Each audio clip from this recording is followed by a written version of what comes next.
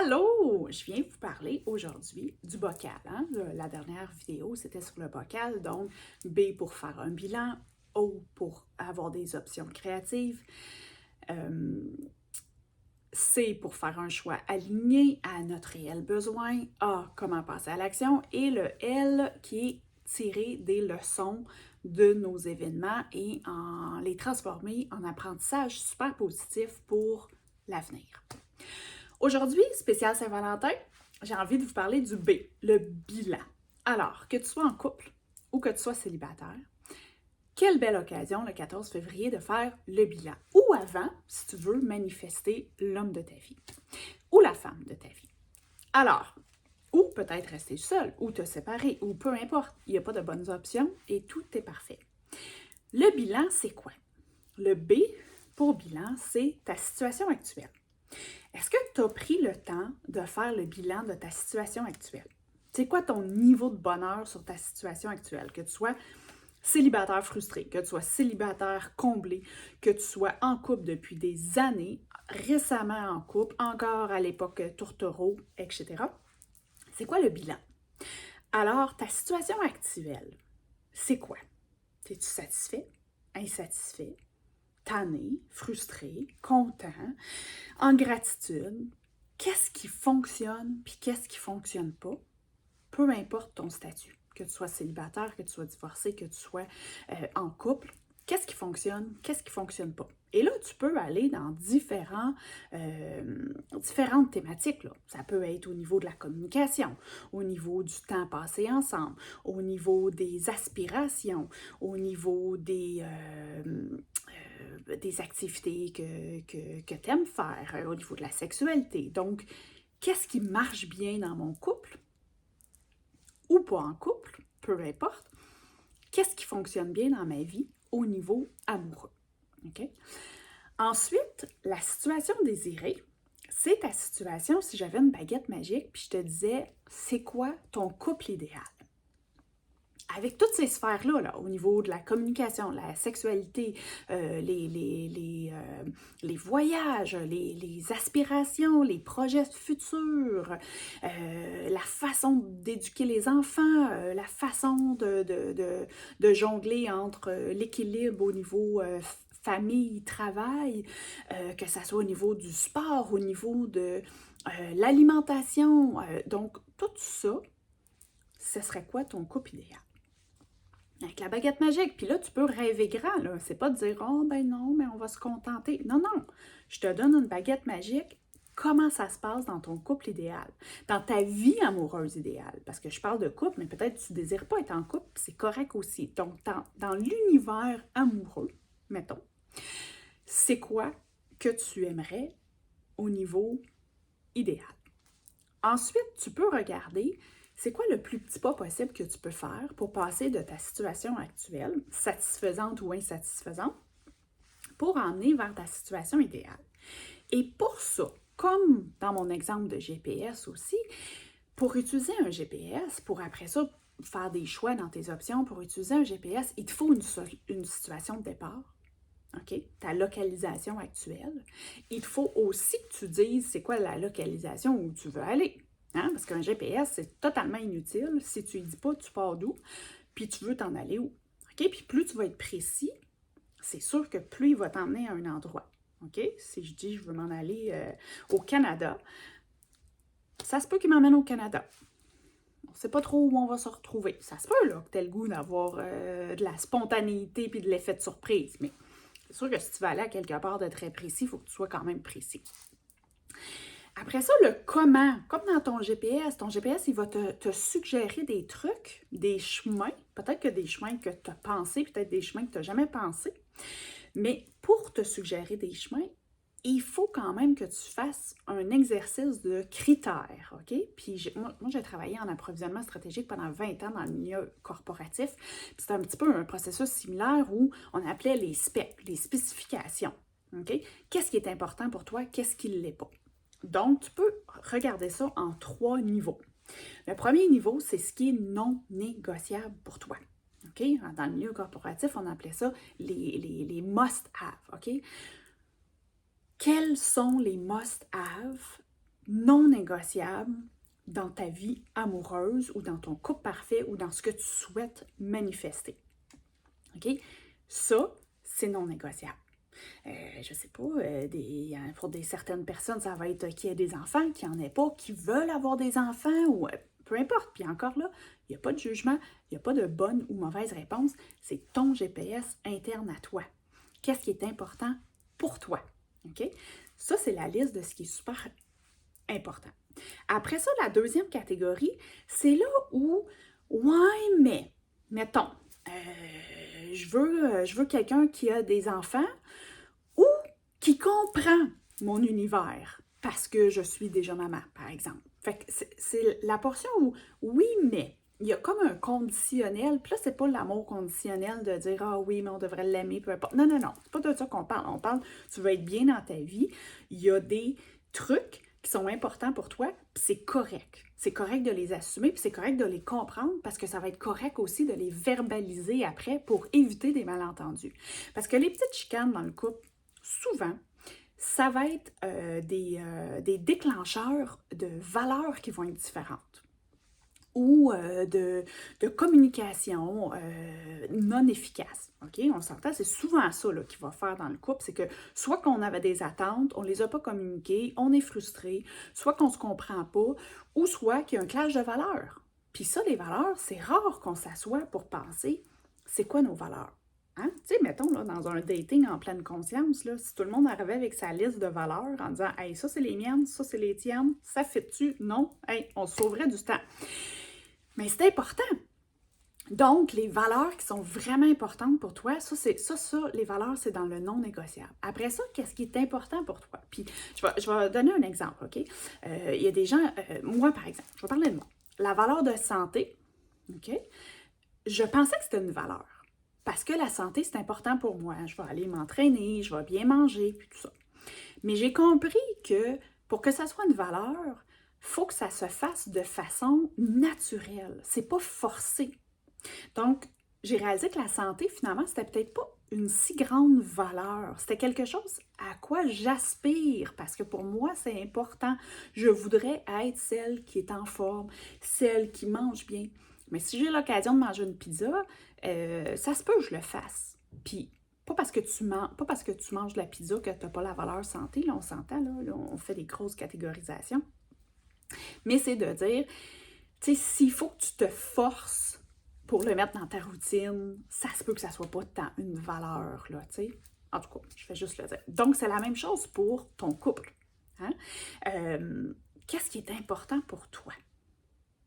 Qu'est-ce qui est acceptable? Qu'est-ce qui n'est pas acceptable? Donc, on se rappelle, les must-have, ça, c'est non négociable. OK? Puis pour certaines personnes, ça va être une localisation physique. Pour d'autres, ça va être un type de communication.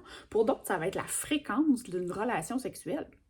Hein? Parce qu'on s'entend, s'il y a quelqu'un qui aime faire ça une fois par semaine, puis l'autre qui le fait 8 fois par jour, on s'entend-tu qu'on n'est peut-être pas à la même place. OK? Donc, celui qui est du milieu, qui est la condition, je le vois comme, mettons, je sais pas, quelqu'un qui aime les voyages. Puis là, il faut être précis, hein? Parce que, mettons, on dit, oh, mais moi, j'aimerais ça être avec quelqu'un qui aime voyager. OK, mais tu sais, aimer voyager, sais-tu, à chaque fin de semaine, on part avec notre baluchon, puis on s'en va? Sais-tu, une fois par année, on s'en va à Punta Cana? Puis, est-ce que on s'en va dans le désert avec notre sac à dos, ou on s'en va faire Compostelle, ou on s'en va à Hawaï, toutes dépenses payées? C'est un peu différent, hein? Puis moi, je les ai fréquentés, les sites de rencontres, à différentes époques, là. Et c'est fou comment tout le monde aime des soirées en amis, ils aiment profiter de la vie, ils aiment faire des activités. Ouais, c'est pas super précis, là. Tu sais, si toi, ton activité du dimanche, c'est d'aller faire un ultra-marathon, puis l'autre, c'est d'aller prendre un café chez Tim Hortons, on s'entend-tu que t'es pas en même place, OK? Fait que c'est important quand même que si t'es en couple, que ça soit aligné. Puis si tu n'es pas en couple, bien que toi, tu t'aies une certaine introspection et une réflexion sur qu'est-ce que tu veux manifester, parce que ça va être encore plus clair aussi après dans ton guide de ça, c'est bon pour moi, ça, c'est moins bon pour moi.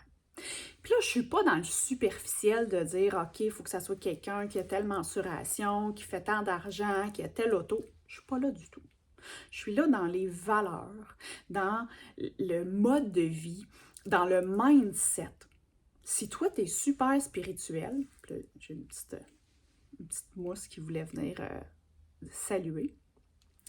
Si toi, tu es super spirituel, puis l'autre personne ne croit pas à rien, ça se peut qu'il y ait des petits clashs. Je comprends là, la notion de dire oui, mais il faut être dans l'acceptation. Puis oui, mais la spiritualité, c'est quand même un mode de vie qui va être un guide aussi dans tes choix, dans tes décisions, dans ta façon d'être, que l'autre personne va peut-être penser différemment. Hein? Dans les projets futurs aussi, est-ce que toi, tu rêves d'être sur le bord de l'eau avec ton petit café, puis ta retraite, c'est comme ça, tu la vois en jardinant, puis que l'autre, il prévoit faire le tour du monde à sa retraite? Ça se peut qu'il y ait un petit clash aussi. Donc, qu'est-ce que tu aimes ici aujourd'hui? Mais c'est quoi tes rêves, tes aspirations futures aussi? C'est important que toi, tu te poses les questions. Après ça, dans ton processus décisionnel, tu décideras qu'est-ce que tu es prêt à faire des concessions ou pas.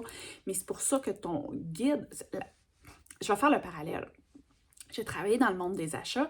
Et puis, si tu t'en vas faire des achats, OK? Pense à ta liste d'épicerie. Si tu ne l'as pas, ta liste d'épicerie, ça se peut bien que tu reviennes avec des affaires dans ton panier qui ne fitent pas tant avec soit ton budget, soit tes valeurs, soit tes besoins de la semaine, on s'entend, hein? Tu vas revenir peut-être avec, tu vas avoir fait un choix en fonction de ce qui était là ou en fonction du goût du moment. C'est peut-être très bien, mais peut-être pas non plus. Ça se peut que tu reviennes en disant « Ah, je sais pas pourquoi j'ai acheté ça. Ah, ça, c'était pas... » C'est la même chose en amour aussi, là. Il y a des fois, tu fais des choix qui sont pas tant alignés avec toi, mais oh, c'était l'instant du moment. Hein? On s'entend. Donc, qu'est-ce qui est super important pour toi? Qu'est-ce qui est des should have? Il devrait avoir, sinon... Puis souvent, les should, c'est de comprendre ça compte quel besoin. Hein? Autant au niveau des achats, pourquoi, des fois, je donne l'exemple de t'achètes un café, OK, mais ton café, c'est-tu vraiment parce que tu as soif? C'est-tu pour te réchauffer? C'est-tu pour te divertir? C'est-tu parce que tu es sur le pilote automatique? C'est quoi le besoin derrière ça? Donc, si par exemple, tu dis j'ai besoin d'avoir quelqu'un qui a aussi un enfant, pourquoi? Mais parce que tu veux être comprise, parce que tu as eu des expériences avec des gens qui n'avaient pas d'enfants, puis là, je ne suis pas en train de juger si c'est bon, pas bon.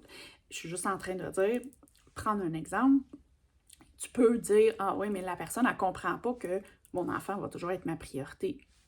Ça se peut. Donc, le réel besoin, c'est pas d'avoir quelqu'un qui a des enfants, quelqu'un qui accepte que j'ai un enfant puis que ça va être ma priorité. Donc, là, ça, c'est différent. OK? Fait que c'est important de comprendre que nos besoins, c'est pas de mettre dans des catégories, mais de dire, c'est quoi mon besoin?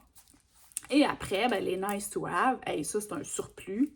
C'est bien le fun. S'il y a ça en plus, excellent, mais c'est pas un critère dans mon processus décisionnel. Hein? Fait que le B, c'est vraiment le bilan. C'est quoi ma situation actuelle? C'est quoi ma situation désirée? Puis pour atteindre ma situation désirée, c'est quoi la liste de mes critères qui vont m'aider à dire oui ou non, je continue dans ce processus-là. Comme ton GPS, tu peux dire, moi, je ne veux pas passer par des autoroutes, ou je ne veux pas passer par des autoroutes payantes, ou je veux que ce soit le plus rapide possible, ou je ne veux pas passer par la rive sud pour aller à Québec, ou je veux absolument arrêter à tel magasin. Donc, tu vas mettre tes critères dans ton GPS. Oui, tes critères vont influencer le résultat des options qui vont être disponibles.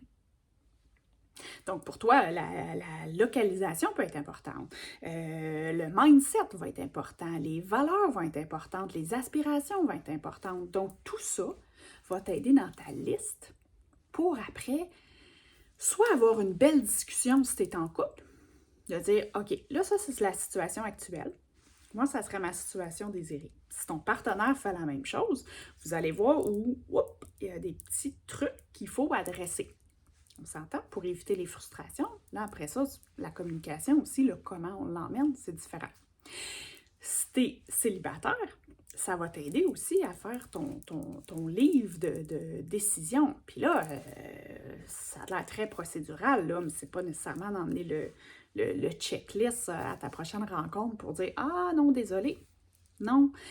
Mais ça va te force à toi faire des bons choix aussi, puis te respecter. Parce que des fois, on s'oublie, puis on fait « Ah oui, mais c'est tellement le fun, hein? On est en amour avec l'amour, puis on est tellement content d'avoir rencontré quelqu'un, puis oh my God, c'est la personne parfaite pour les 6 premiers mois peut-être. » Mais ça va t'aider aussi à, un, respecter tes besoins, puis deux, valider aussi qu'est-ce qui est important pour l'autre, pour voir est-ce que c'est un bon partenariat.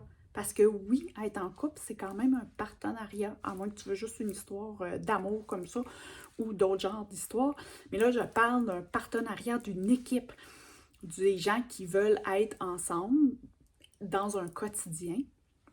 C'est sûr que le beau côté amoureux va éventuellement s'estomper pour faire place à la réalité du quotidien, de nos valeurs, de ce qui est important pour nous.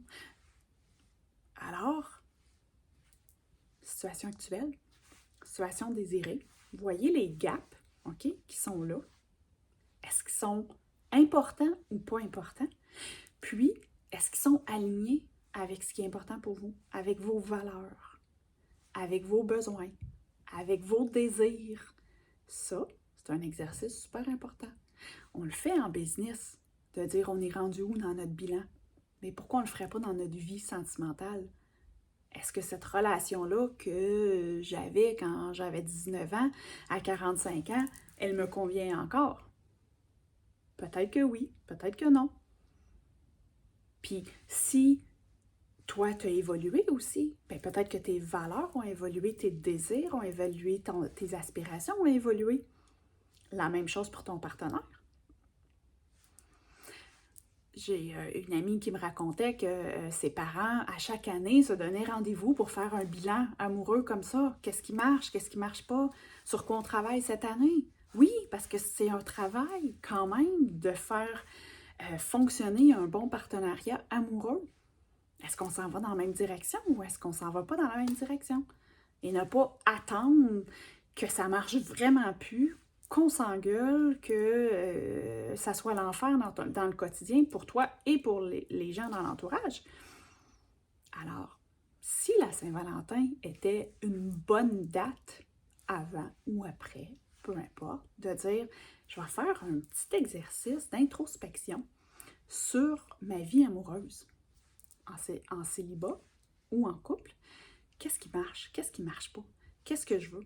Puis là, les plus petits pas entre ce qui fonctionne, ta situation actuelle et ta situation désirée, bien après ça, tu vas prioriser ce sur quoi j'ai envie de travailler cette année.